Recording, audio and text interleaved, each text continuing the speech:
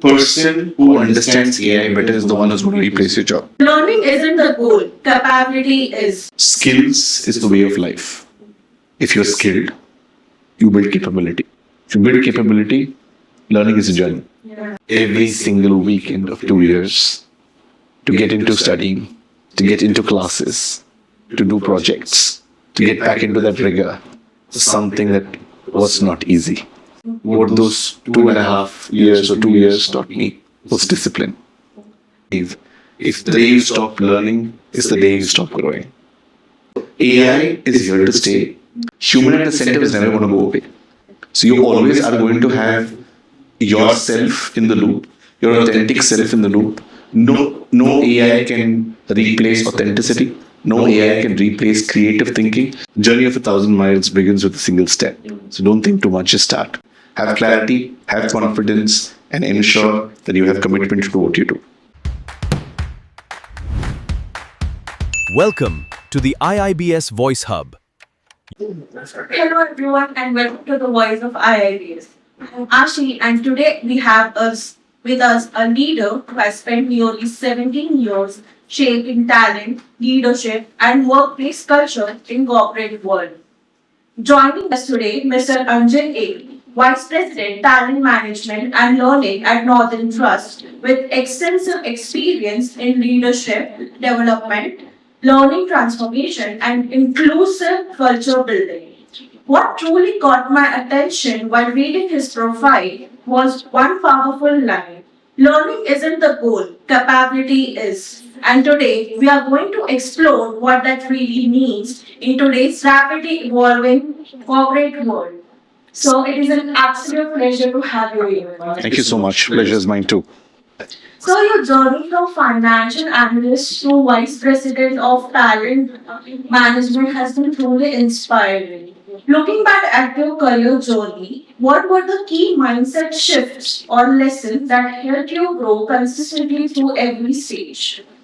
So, if I look back at my journey, I think I came with a very open mind, and I like always say I had a HR degree in my hand, and I was looking for a finance job. So that's how I began. So I began with an open slate and open mind, with only intention to learn and upskill myself and grow in a space that I'm comfortable in. That's the mindset I came with. I started with that mindset. That mindset evolved as I learned. I built skills. I built confidence. I built my network. And then I shifted my mindset to see how I can build my personal brand. Because it's also important for you to build your personal brand as you move yourself or navigate yourself to your organization. My focus then was on to upskill myself, learn, adapt, be flexible, take on challenges, and see how I can complete them over a period of time. And as I went through my journey, there have been a lot of shifts that I've made. Some are vertical, some are lateral, but all of these experiences shaped me who I am. At the same time, to my core, I'm also a Toastmaster, certified Toastmaster with competent leader certification. I think that was an enriching journey too. Alongside my professional journey, I also always wanted to be a person who is out there speaking, facilitating, because I think that's my strong forte. So the other mindset that I have is know yourself, know your skills, know what you're good at, and expand it to such an extent that what you're not good at doesn't get seen, right? Or you're able to manage it with utmost dignity and poise. Having clarity about your own self is a mindset shift that started. Then came a time where I had to shift from being an individual contributor to a people manager. So that was a big mindset shift to change, and it was a very young age. When you're at your best to say you will have to be very professional at a time when you want to be all the kiddish you want to be. But then the mindset shift hit hard. It took time, but that evolution to understand that you're not just responsible for yourself, you're responsible for others' careers really was a big shift. And that shift helped me understand what I really wanted to do, where I wanted to go, how I wanted to shape myself in my career, and what I wanted to do at my core. Once I realized and understood that, now my mindset is to only learn, unlearn, relearn, continuously throughout my career. Because I always believe, if the day you stop learning is the day you stop growing. That's very interesting, actually. Talking about the shift, when I was going through the profile, I got to know that you have done your MBA in 2023. Like, at that time, you were already in your leadership era, or I can say you were already a leader, shaping many minds. You were getting a lot of, I can say, inputs for the company. What made you think that now is the right time for me to do an MBA? That's a great question because having thought about it so much, it always was a point in time when I go back to say when I finished my graduation. And as at that point in time, we were not that affluent for me to pick up a degree and do. So it was not something that we could afford at that point in time. I also wanted to do my MBA, finish everything once and for all, get into an organization, the picture sequence that most of them kind of do today, but I couldn't. So I didn't require a degree to get me ahead in my career. I upskilled myself, my abilities opened up opportunities for me, and that's how I navigated through. But then there's always that intention to do something more. There's always that intention to say, I think a degree will help me understand the room better. A degree will help me upskill and understand myself in the niche that I'm getting into a little better. And sometimes a degree is also necessary to humble ourselves to what we know and how we can learn something better. It was a challenge. I'm picking up textbooks after 13 and a half years. But I said, if I don't take the challenge now, I will never do it. But more than the MBA, what those 2.5 years or 2 years taught me was discipline. Every single weekend of 2 years, to get into studying, to get into classes, to do projects, to get back into that rigor, was something that was not easy. Given the role I was essaying, even my demanding role that I had in my office, and yet to do what I do was not an easy task. But then, it's important to also understand that degrees are necessary. They're important to shape who you are. What do you get beyond the degree is what you have to be more grateful for. So 23 to 25, shape that, and is what probably you will see in me today and from a lot of years ahead. So discipline is something I advocate for. Everything else falls together. Motivation comes from within. How are you resilient? How can you be adaptable? How are you able to shape yourself? So it learned or taught me how to respect time. It taught me how to respect myself. It taught me how to respect others' time. There were times in classes where it was a weekend batch, I was the only person in the class, and some of my faculties remember me for that. Okay, they were all recorded, so for people who are working, it's more flexible. But then that really taught me that showing up no matter what every single day is important today. And in today's life, no matter what happens to you, it's a Captain America iterative. No matter how much you punch me, I'm ready for more. And I can do this all day long. That's exactly the perseverance that you build, the resilience that you build. And you learn a lot through the process. And when you go through that process, I say you grow through that process, you learn. Now that gives me a lot of semblance in terms of what I've picked up in that last 2 years that I can advocate and leverage when I probably teach, interact, work with different individuals. How I'm able to apply that into my day-to-day is possibly the amount of leverage I get, and which is why I possibly picked up a degree to do what I do. That's actually a wow thing for me, because taking up textbooks after almost 13 years and 14 years, it's not an easy task. People like me, we were COVID batch students. Taking up textbooks is a really tedious task. So, taking a shift, your profile says learning isn't the goal, capability is. What do you think? How it is, implicated on today's corporate world, like today's evolving corporate world, which is very dynamic in these times? So I think it's important for you to understand that skills is the way of life. If you're skilled, you build capability. If you build capability, learning is a journey. Yeah. And without skills, nothing exists today.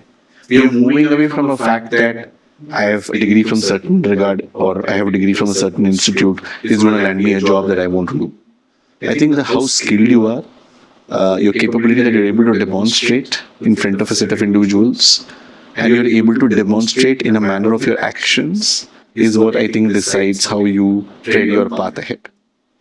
I'm not saying it's something that decides somebody's end destiny, but it builds them to get there much faster than what they have to. Skills, capability are what are forefront to today's evolving landscape of things that you have. Also, learning is a journey, and it has to be a continuous journey. You can't rely everything on learning. If you rely everything on learning, then when are you going to really shine and show up? Right? Unless you apply what you learn, you're never going to know if you have learned enough or you have to learn something more. So, your skills and capability help you decide that, and which is why that's at the forefront. What do you think? Some skills are inbuilt. Like some people are very naturally good at talking. Some people are naturally good at thinking very fast. Some people are naturally good with numbers. Do you think skills can be developed as well? I'll probably take a step back and I'll ask you a question. How did you know that? How did you know somebody is good at numbers? How did you know somebody is confident with their way of speaking? How did you know somebody is very good at their communications? With their nature, by the way they talk, by the way they execute the numbers. Correct. So you applied. You understood that's your capability. Your capability helped you understand that's your skill. Your skills over a period of time helped you understand that's your strength. And the strength rotates back into what you do. All of this positions yourself to learn. Now, can somebody develop a skill? 100% yes. Straight answer, yes. Can I develop a skill even though if I'm not a great communicator? Can I become a great communicator? Fantastic, yes. There's no rocket science to. You have a stretch structure, a model, a discipline.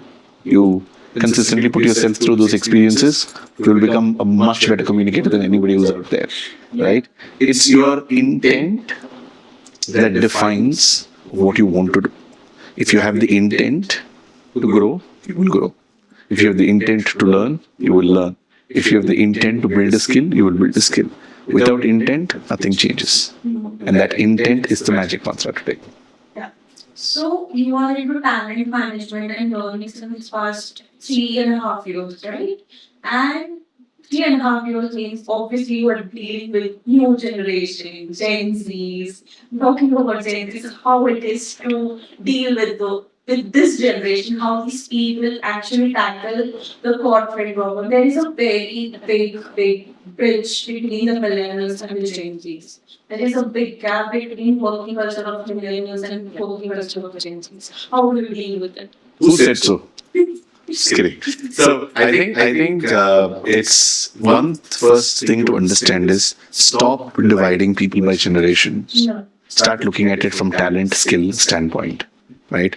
I don't know about which bridge you're talking about, but I think it's all about how you're able to work by respecting each other's capabilities, by respecting each other's intentions and understandings of something that you're talking about. It's important for all of us to work in an ecosystem where you are flexible upward, at the same time you're flexible downward. The downward is a work in progress today. A lot of people don't flex themselves that easily downward. But I think it's important to do. The multi-generational workforce that you were talking about is a great point that's spoken about across the industry today. Multi-generational workforce is here to stay. How you handle expectations, how you help provide clarity. Today, a lot of the newer generation, and I'm not being offensive in any manner, require a lot of directional clarity. They have skills, they have access to information that the prior generations did not have that easily. Given their accessibility to information that they have today, it positions them in such a great regard that they're able to find something much faster than somebody that they have earlier. Today, a lot of us should start shifting our attention to focusing on the outcome rather than the process. If you get held up with the process, you're going to lose the plot of getting into the outcome. A lot of new generations have great ideas that they can get the outcome like this. For our thirst of ensuring they go through the process, we have to find better ways that they can go through the process, which is okay. AI is here. Leverage it. Teach them how to keep human at the center. Teach them how to have ethics, creativity, and decision making in their own regard. But at the same time, allow them to leverage the tools. Allow them to give you faster outcomes. If it's something that they wish to do, go for it. And if you give them directional clarity, I'm sure they'll accept it. If you tell them how they should reskill themselves, I'm sure they will do it. And if you show them how commitment really works and translates into outcomes, I'm sure they'll have more commitment and ownership than what they have right now. So it's all about flexibility. It's all about understanding how the dynamics works and then positioning yourself in a manner where you create or build an environment, an ecosystem that's conducive for all of them to really work in cohesion. If you see, and it's all through the lens you see, Asha, because if you say this is a problem, then it is a problem. If you say, can we collaborate? Then we collaborate. If you say, I have the solution, then you have the solution. It's all about how you look at it from your lens. And looking at it from that lens is called a paradigm. The paradigm that you follow is very, very important. If you have a paradigm saying this is boring, it will always be boring. If you have a paradigm saying this is interesting, it's always going to be interesting. So we all come with different paradigms and lenses, but sitting together in a room and respecting each other's spaces and skills and still trying to see how we can achieve a common goal is, I think, the way forward. Yeah. So, when I told my friends that I'm doing a podcast and this is a guest, they immediately went to LinkedIn and what actually surprised them was you being consistent in one organization. You never had a zeal to change, or you never had, a drive to explore more, or till that, how were you able to sustain in one organization without getting bored? Okay. So I think it also comes with what are you willing to do for yourself. And if you go with the intent, like I said, and I set my premise straight, if you go with the intention to learn, there's always an opportunity for you to learn. And you're flexible enough to adapt and learn through the challenges and the opportunities that come to you. So it took me a point in time where I spent about 10, 11 years in an organization and I had my career development plan with me. Career development plan is like a direction clarity you get for yourself. So I sat with my boss back in then, and he said, "Fantastic, Anjan, you have something that the others don't have." I said, "What do I have that the others don't? I have the same amount of experience, same amount of knowledge that the others carry with me." Said, "Think about it and come back." And honestly, that was a Friday. So on there my weekend. I come back to him the next week when I catch up with him and I said, "I'm not able to figure out. Tell me, what do you think that you see in me that's not there?" He said, "Versatility."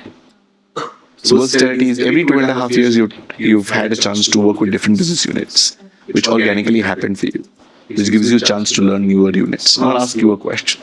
If I put you in an organization where every 2.5 years you have something new to do, something new that challenges you, what is your purpose to leave? There's no purpose actually. There is a new thrill to learn. Correct. That's the same thing that drove my journey. Now, I wouldn't say it's the right thing for everybody to do, but I think that's something that worked for me. Everybody's journey is different. Everybody's individual paths are different. You follow what works for you. I never thought back that that's something that's my journey that went by. When I reflect back now, it's a long reflection for me to go back and think from where I started to where I am right now. And I'm very, very, humbled, and I have a lot of gratitude for all the people who helped me to where I am today. But I think it's important for you to shape yourself, shape your journey. It came in automatically, it happened organically. And when you have that zeal and when you have that growth happening for you, I don't see a reason why you will shift or you will have the inch or inclination to move away to do something else. I don't know how future holds. Okay, don't take me for that. But for now, I think I'm in a good space. And more so, it's important that you enjoy what you do. If you have a lot of passion for what you do, you enjoy every single day. The famous quote, right? You enjoy what you do, you don't have to work a single day in your life. And I think that's the journey that I'm living through right now. And I want to keep exploring. I want to keep it open and see where this experience takes me. And if it takes me to a journey where I want to go, so be it. Yeah, correct. So now that we have seen your journey for like 16.5 years now, soon being 17, right? Yes. And how was it? Like you have seen major changes in past. I think the major changes that has happened is mostly after the COVID, right? Like AI came in, a lot of things happened. What do you think was the impact of the changing technology on the evolving talent? Like how AI impacted your job, or will AI actually impact anyone's job, or it's a big question. So there are two parts to this question. One, you're talking about technology shifts, mindset shifts, ecosystem shifts from the era prior COVID to era now. And the second part of your question is more towards understanding how AI impacts what we do every single day. If I've understood that correctly, right? So let's start with the first part. So prior COVID, we were all in an exploratory stage. It was always the future of work being talked about, being tabled about. But we still do the same thing that we do, right? We show up to offices every single day, 5 days of working. Yes, I've been in that space where we went to the office every single day to really get our job done and come out. Now, COVID humbled everybody around. It's like the nature hit a pause button to say, respect us and understand the purpose of life. It helped everybody redefine what they really want to do, what priorities they want to give to, and everybody understood and respected that their families comes first. And with that journey and that mindset shift, a sense of comfort set in during that COVID period, where people said, this is possible. And when this is possible, why should I, again, be flexible? So we adapted to that change very quickly. At a time when we knew that when we were setting ourselves up for something that is unimaginable, or something that we don't know as what the outcome could be, we all adapted very quickly. And we were all on our feet, we were enjoying ourselves.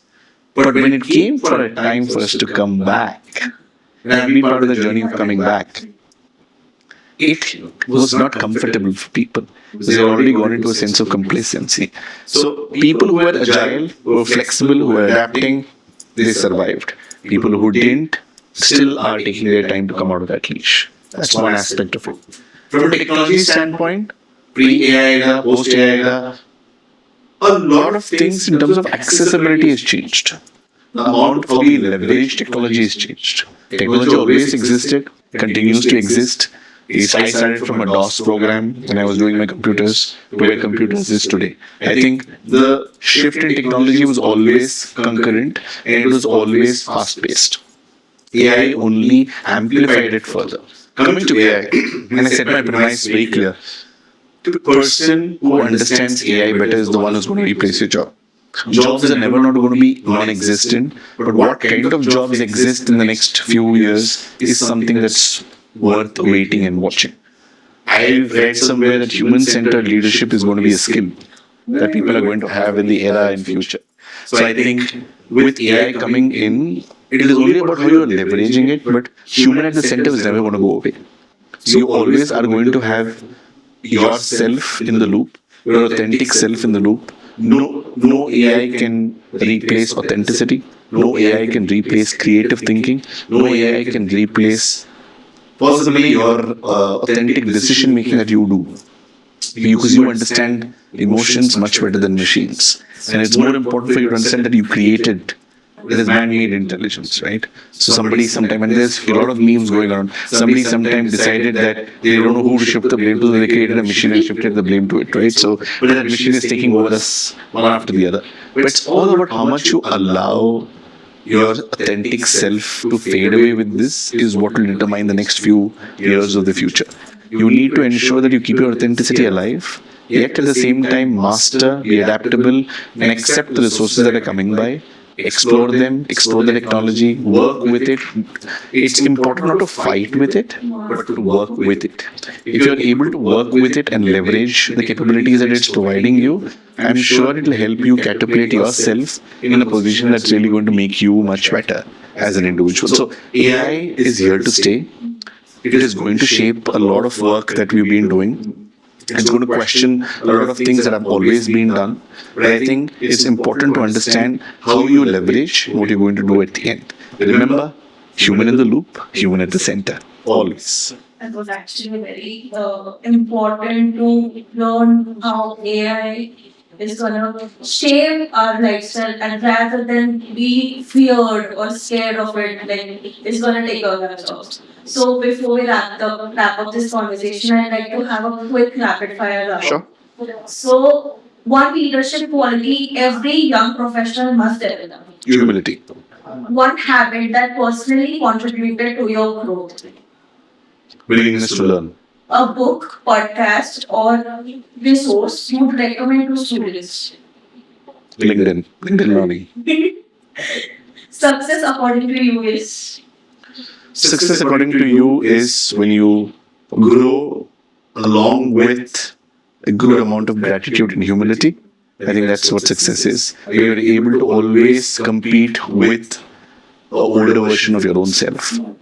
One word that defines the future workplace. HI plus AI. Human intelligence plus artificial intelligence. Coexisting together. Finally, sir, if you could give one piece of advice to every MBA, PGDM, young student, professional listening to this podcast today, what would it be? Well, I'll probably say what Lao Tzu said in his quote, journey of 1,000 miles begins with a single step. So don't think too much, just start. Yeah. You start where you are, and the sky is the limit for the potential that you can explore for yourself and what you can grow. And again, I'll stick to my 3 C's that I said a little earlier. Have clarity, have confidence, and ensure that you have commitment to what you do. When you do that, you definitely have a lot of things that you can achieve, and you can have success for yourselves as well. Thank you so much, sir, for sharing such valuable insights and experience with us today. I think this conversation beautifully highlighted that real growth comes not just from learning, but from continuously building capability, adaptability, and human-centered relationship. It was truly wonderful having you with us today. Thank you. And thank you everyone for tuning in. This is Ashley Bafna signing off. Thank you so much.